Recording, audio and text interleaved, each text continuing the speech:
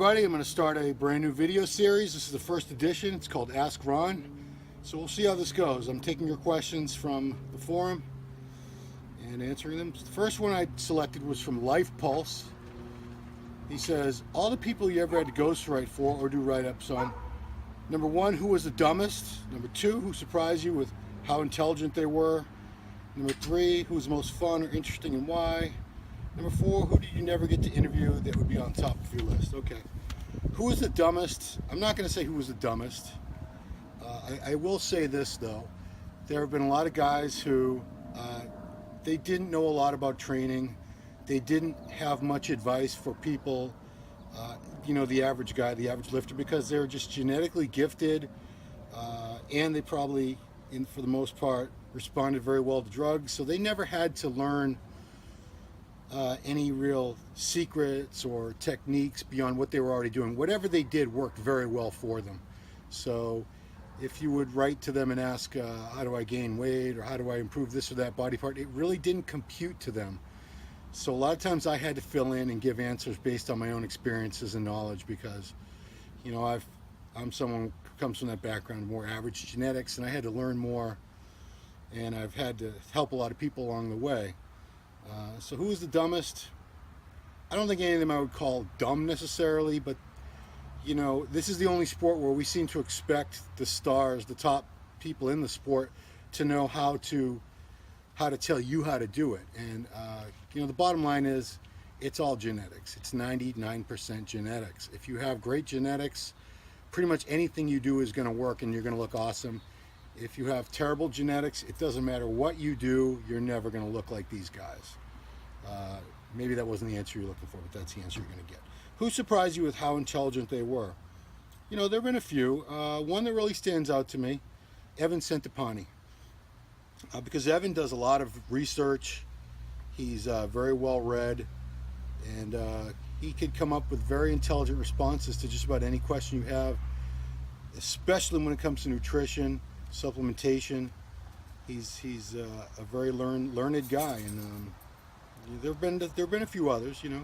I'd say most guys are average, and like I said again, this is a sport where we seem to expect these guys to tell you how to do it, how to look like them.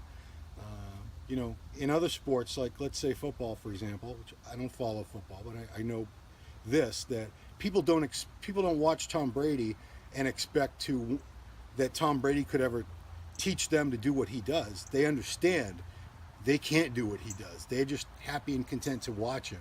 But in bodybuilding, most of us who follow bodybuilding and the fans, we are bodybuilders and we live the lifestyle. So we have this expectation that we can achieve what these guys have achieved. And, it's a very unrealistic expectation.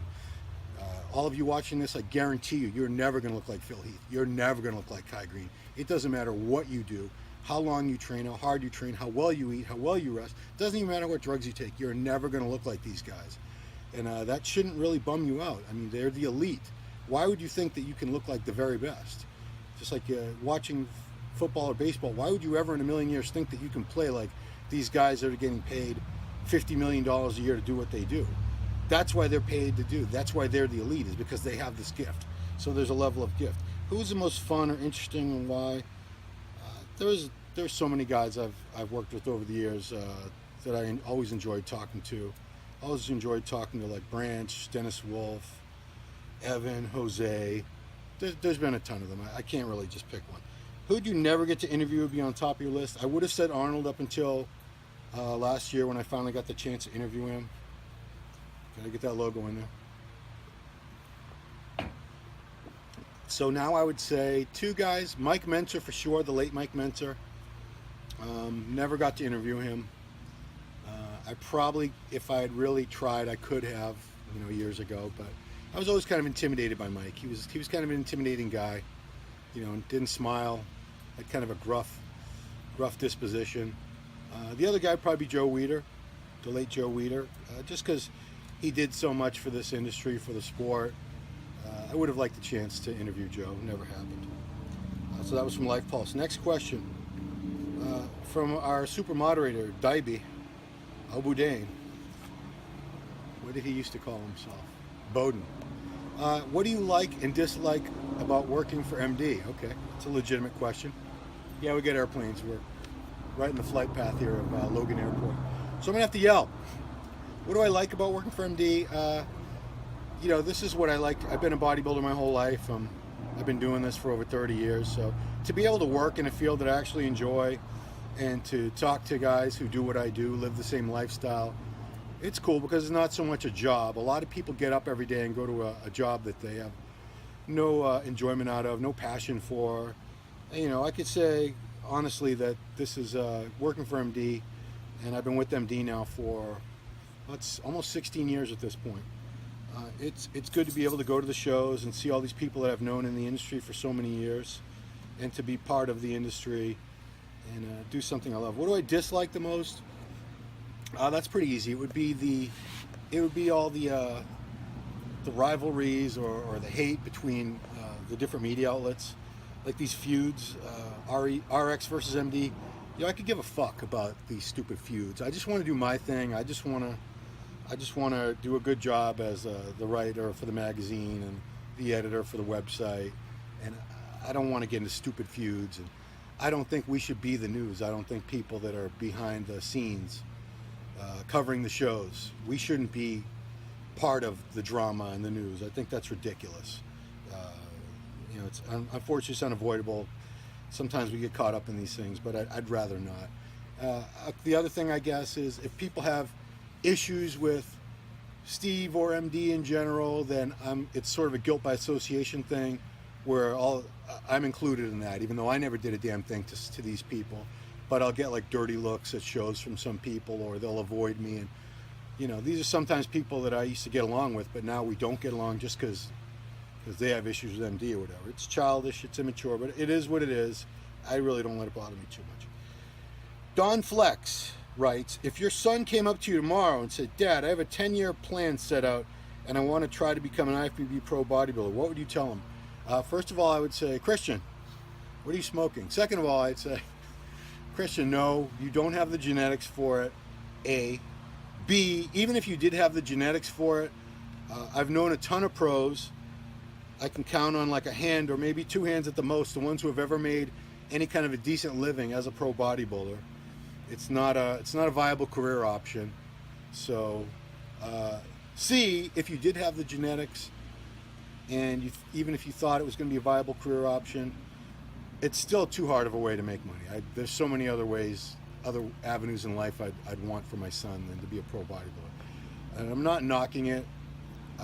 I've known plenty of pros, and you know, they love what they do. They don't I could say that if anybody gets into this for the money or the fame, good luck, because you know your chances of getting either one, even as a pro, are slim.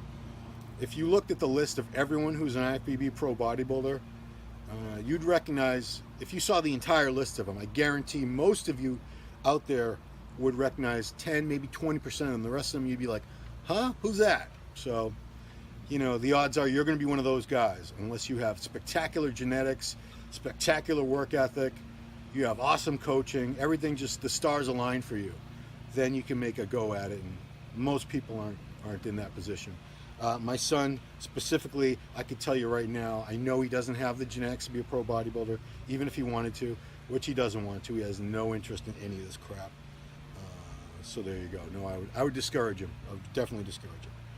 Someone named Nutrition Train said, what was the biggest oh shit moment in your bodybuilding history? Titus Ryan ordeal? Yeah, I would say that was probably the biggest shock. You know, anytime someone's died suddenly that I wasn't expecting, that was certainly an oh shit, they're dead.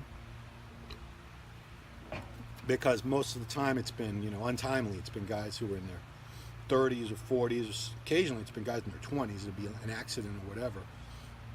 But the Craig Titus Kelly Ryan incident was probably the most shocking, because, you know, it was a huge national murder case for one thing. They were on the run, and the most shocking thing, as I've said in many posts before, was they were apprehended about a mile that way. She was getting a pedicure, I believe, at a place called Touch Nails, which is in what used to be the Shaw's Plaza, Shaw's Supermarket. Now it's my daughter's, what's it called now? Price Right? Yeah, so it's a little plaza with a supermarket. They had a haircut place. It's right over there. I drive past that 5, 6 times a day. So when someone called me up and said, "Turn on your TV, breaking news," and it was Stoughton, Mass, and it was, bodybuilder couple apprehended for murder. Like, oh my God. And immediately the assumption was that I had something to do with it because it happened close to me. Either Craig was coming to get me, because Craig had threatened me a couple times before.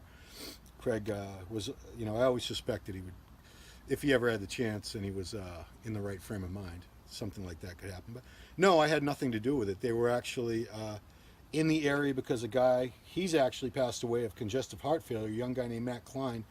He lived in a nearby town, Canton, that's like the next town over. And they were hoping he was going to hook them up with like cash and I think fake documents to get out of the country. They were hoping to go to Greece, which does not have an extradition policy with the USA. So they would live the rest of their lives out there, wanted for murder, but unable to be extradited back to the USA, which didn't happen. They're both in jail in Nevada. I guess Kelly comes up for parole every now and then, but Craig, not so much. Last question for this first edition of Ask Ron. No Cobb 3203. What are some tips you can provide on posing for bodybuilding? He was hoping I would have a million pictures and stuff to demonstrate. I told him this is very low budget, so you're not going to get any of that crap out of me. My first suggestion, my main suggestion, is to find someone who can help you, a posing coach. I do it in my little area. A lot of people go down, even fly cross country to the Powerhouse Gym in New Haven, Connecticut, to work with Kenny Wallach, to get a good posing coach to show you what to do. You've heard the phrase, practice makes perfect. Well, that's a lie. Perfect practice makes perfect. If you practice your posing, you don't know what the hell you're doing. You're just going to continue practicing the wrong way, and you're going to look like a moron up there. Posing is very important because it allows you to showcase your physique, and there's a world of difference between terrible posing and good posing. And you'll see guys at shows, it's painful to watch when they don't know what they're doing and they're hitting poses wrong and they're standing relaxed with their arms out like this. There's a lot of things you can do wrong, and if you don't know any better, how would you know that you're doing it wrong? So at the very least, if you can't find a good posing coach, find someone in your area that's not only competed a few times, but has a reputation as a decent poser, and they can help work with you on your mandatories, help you put a routine together. The routines are not that important as far as scoring, because they're not scored at the amateur level, even at the pro level, except at the Arnold Classic. So you don't have to worry too much about that. I believe in having a good posing routine just because it's your only chance to showcase what you've done. It's your only time to really shine up there as an individual, because aside from that, you're just in a lineup of guys. But you need to perfect the mandatories. You need to perfect the quarter turns, just to display your physique at its best, because otherwise it's very likely that you could make yourself look a lot worse than you should instead of your best. And unless you have a perfect physique, which nobody really does, good posing can help you emphasize your strong points to what the judges are going to see, and it can distract from your weak points, and that's ideally what you want to do. So that's my, in a nutshell, advice on posing. Well, that's been edition 1 of Ask Ron. If this is something you guys like, we'll keep doing them. If not, then this will be the only time you'll ever hear Ask Ron. So thanks for watching. We may or may not do this again.